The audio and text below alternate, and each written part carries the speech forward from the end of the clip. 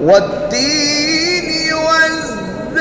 والزيتون وطور سينين وهذا البلد الأمين لقد خلقنا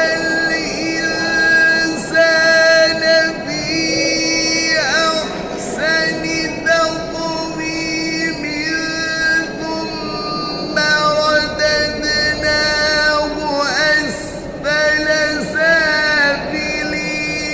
إلا الذين آمنوا وعملوا الصالحات